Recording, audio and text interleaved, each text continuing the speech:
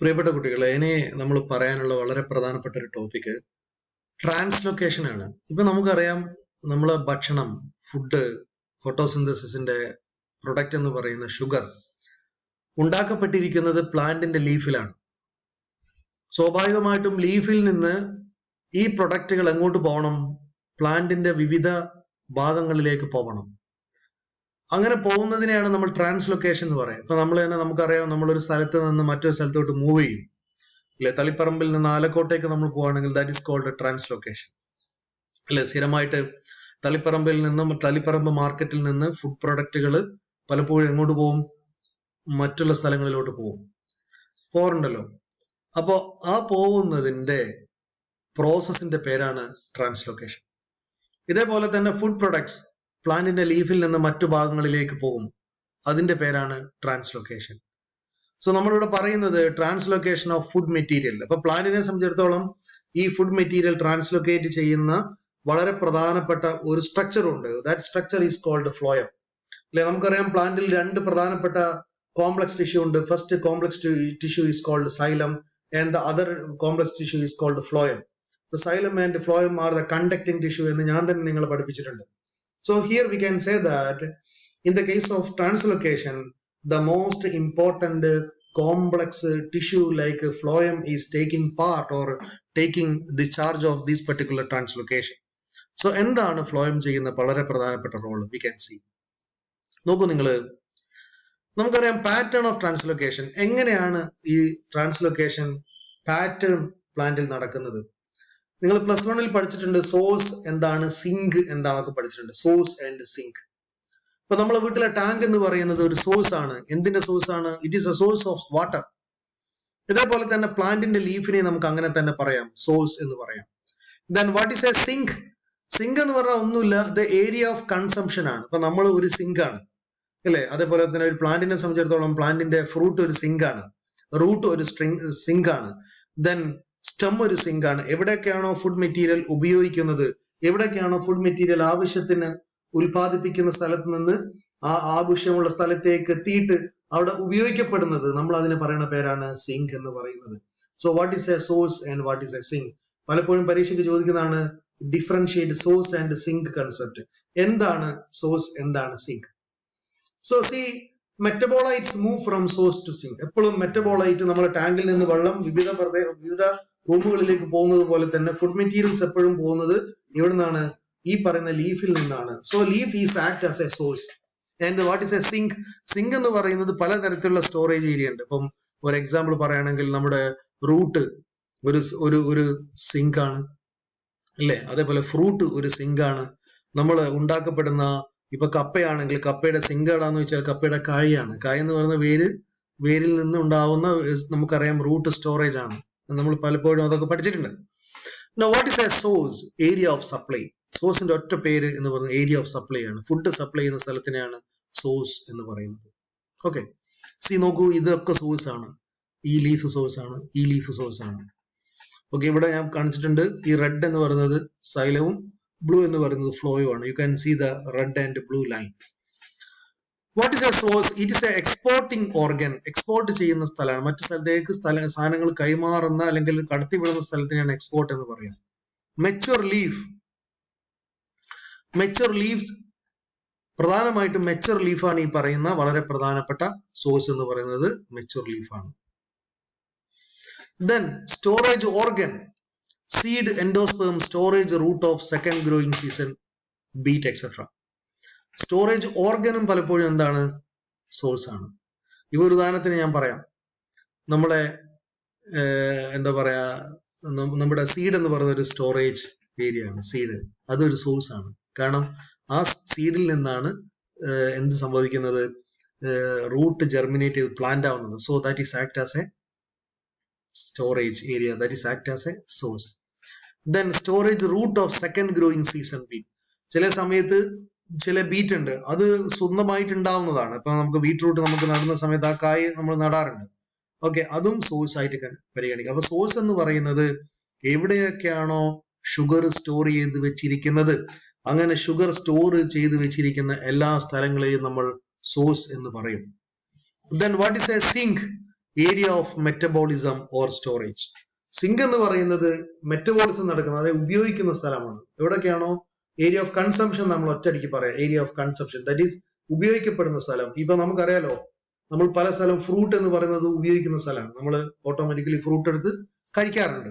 Okay, അതേസമയം fruit സീഡായി കഴിഞ്ഞാൽ അത് സോഴ്സുമാണ്. ഇപ്പൊ വളരെ സിമ്പിൾ ആയിട്ട് സോഴ്സ് എന്ന് പറഞ്ഞാൽ ലീഫാണ് അറ്റ്ലീസ്റ്റ് ഓർത്ത് വെക്കുക. എന്താണ് sink? Non photosynthetic organ and organ that do not produce enough photosynthetic products to support their own growth or storage. എന്താണ്? നോൺ ഫോട്ടോസിന്തറ്റിക് ഓർഗൻ ആണ്. And organ that do not produce enough photosynthetic products to support their own growth or storage. Non photosynthetic ആണ്, photosynthetic അല്ല. And organ that do not produce enough photosynthetic products, ഒരിക്കലും photosynthetic product produce ചെയ്യുന്നില്ല, ഉൽപ്പാദിപ്പിക്കുന്ന സ്ഥലത്തുമായിട്ട് യാതൊരു ബന്ധവുമില്ല, ഉപയോഗിക്കൽ മാത്രമാണ്, കൺസംഷൻ മാത്രമാണ്. Example root, tubers, developing fruit, seed, immature leaf, all these are act as a sink. അപ്പൊ ചിലപ്പോൾ നിങ്ങൾക്ക് സംശയം വരും, സാർ ഇവിടെ സീഡ് പറഞ്ഞിട്ടില്ല എന്നൊക്കെ. അപ്പൊ സീഡ് നമ്മൾ പറഞ്ഞ സീഡിന്റെ എൻഡോസ്പേം ആണ്. റിമെമ്പർ, സീഡ് എൻഡോസ്പേം, സീഡിന്റെ ഉള്ളിലുള്ള എൻഡോസ്പേം ആണ് സോഴ്സ് എന്ന് പറയുന്നത്, നോട്ട് അറ്റ് ഓൾ സീഡ്. അപ്പൊ ഞാൻ പറഞ്ഞത് എന്താണ് സോഴ്സ്, എന്താണ് സിങ്ക്, ഒറ്റയടിക്ക് പറയുകയാണെങ്കിൽ source is a area of storage. Then sink എന്ന് പറയുന്നത് ഏരിയ ഓഫ് കൺസംഷൻ, ഉപയോഗിക്കുന്ന ആളുകളുടെ പേരാണ് സിങ്ക് എന്ന് പറയുന്നത്. So what is source, what is sink? നമ്മൾ ഒന്നും ആലോചിച്ചാൽ മതി. നമ്മളെ വീട്ടിലെ ടാങ്ക് എന്ന് പറയുന്നത് സോഴ്സ് ആണ്. നമ്മളെ വീട്ടിന്റെ ഡൈനിങ് ഹാളിലുള്ള ടാപ്പ് എന്ന് പറയുന്നത് സിങ്ക് ആണ്. That is a difference between source and sink. പ്ലാന്റിൽ സാധാരണ സോഴ്സ് ആയിട്ട് കാണിക്കുന്നത് ആരൊക്കെയാണ്? ഒന്ന് പ്ലാന്റിന്റെ ലീഫിനെയാണ്. മറ്റൊന്ന് വളരെ പ്രധാനപ്പെട്ട സിങ്ക് ആയിട്ട് കാണിക്കുന്നത് നമുക്കറിയാം, സാധാരണ സ്റ്റെം ഒരു സിങ്ക് ആയിട്ട് കാണിക്കാം. അതേപോലെ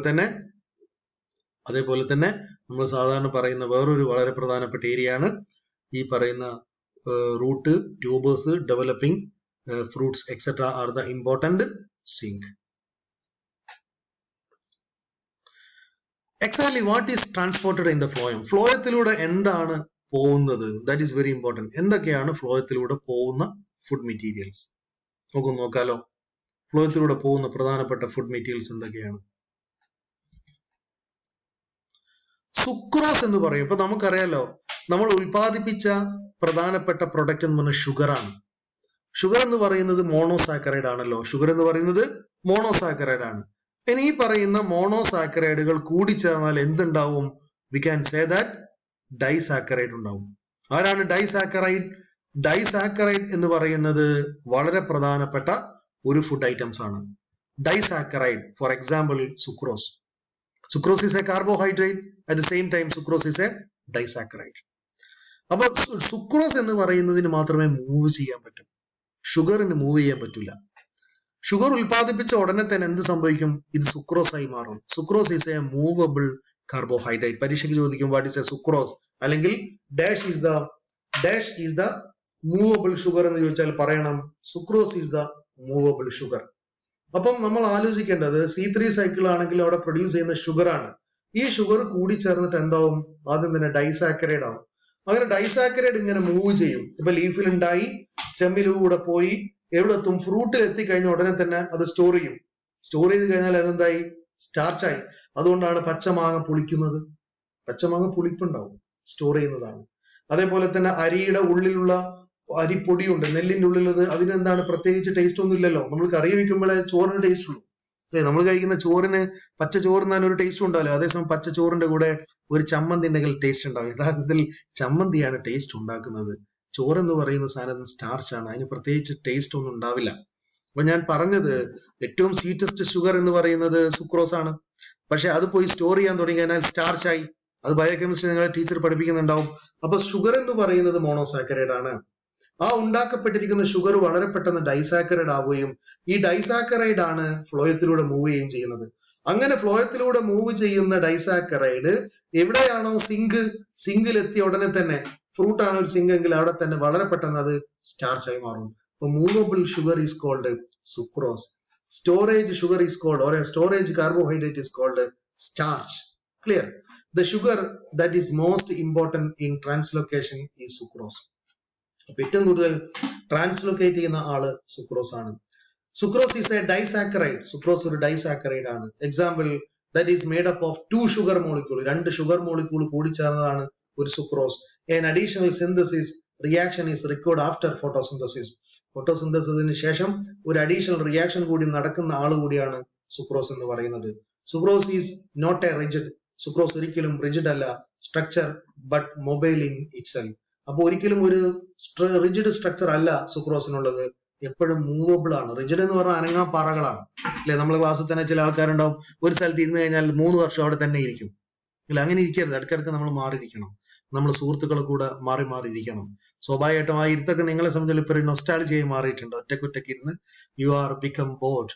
എനിവേ, നമ്മളെ സംബന്ധിച്ച് ഓണം വെക്കേഷൻ കഴിഞ്ഞ് ഒരു ഒക്ടോബർ കഴിഞ്ഞ ഉടനെ തന്നെ നമ്മൾ കോളേജിലേക്ക് തിരിച്ചു വരുന്ന പ്രതീക്ഷിക്കുന്നത്. എനിവേ, നമ്മൾ എപ്പോഴും സുക്രോസിനെ പോലെ ആവുക എന്നുള്ളതാണ്.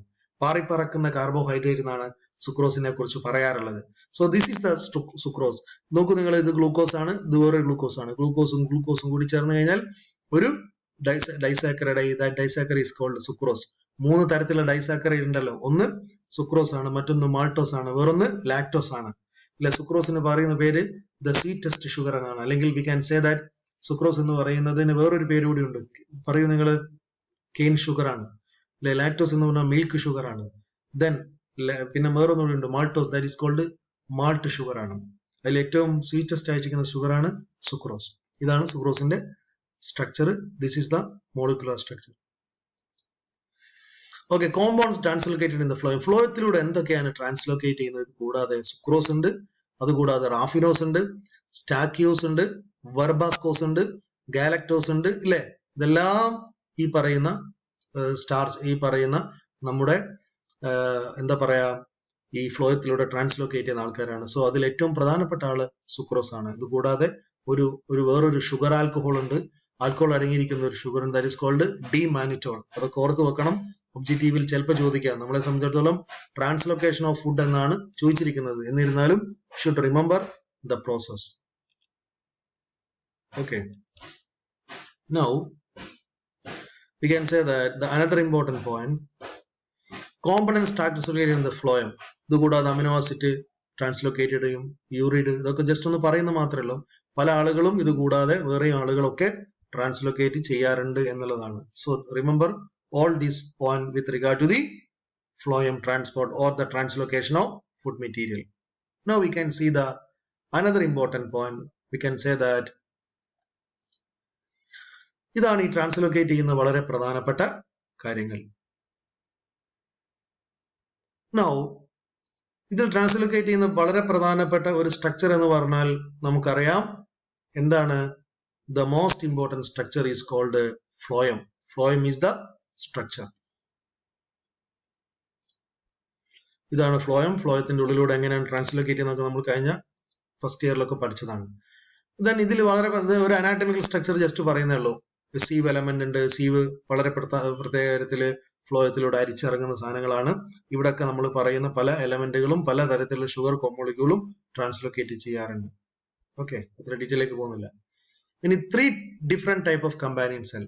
ഓരോ കമ്പാനിയൻ സെല്ലും വളരെ സ്പെസിഫിക് ആണ്. നമ്മൾ അതിന്റെ ജസ്റ്റ് ഒരു അനാറ്റമി പറയുന്നത് മാത്രമേ ഉള്ളൂ, ജസ്റ്റ് നിങ്ങളൊന്നും മനസ്സിലാക്കാൻ വേണ്ടി. കാരണം ഫ്ലോയം എന്ന് പറയുന്ന സ്ട്രക്ചർ ട്രാൻസ്ലോക്കേഷന് വളരെ പ്രധാനമായിട്ട് ഇൻഫ്ലുവൻസ് ചെയ്യുന്ന ഒരു പാർട്ടാണ്. ഓക്കെ, ഇനി ഇവിടെ നമുക്ക് പറയാനുള്ള വളരെ പ്രധാനപ്പെട്ട ഒരു പോയിന്റ് ഉണ്ട്. That is called pressure flow hypothesis. അത് നമുക്ക് നെക്സ്റ്റ് ക്ലാസ്സിൽ പറയാം. ജസ്റ്റ് നിങ്ങൾ മനസ്സിലാക്കേണ്ടത് ഇപ്പം എന്താണ് ട്രാൻസ്ലോക്കേറ്റ് ചെയ്യുന്നത്, എന്താണ് സോഴ്സ്, എന്താണ് സിങ്ക്. നെക്സ്റ്റ് നമ്മൾ പറയുന്നത് ഇതെങ്ങനെയാണ്, ഏത് പ്രഷർ ഉപയോഗിച്ചിട്ടാണ് പുറത്തോട്ട് പോകുന്നത്. Pressure is very important. അങ്ങനെ നമുക്കൊരു കൺസെപ്റ്റ് ഉണ്ട്, that is called pressure flow hypothesis. That will we discuss next class. Okay, അപ്പൊ എല്ലാവർക്കും ഇനിയിപ്പോൾ നമ്മൾ ഓണം വെക്കേഷന് ശേഷമായിരിക്കും ക്ലാസ് ഉണ്ടാവുക. എല്ലാവർക്കും സമൃദ്ധിയുടെയും സമഭാവനയുടെയും സന്തോഷത്തിന്റെയും ഓണം ആശംസിക്കുന്നു. ഹാപ്പി ഓണം.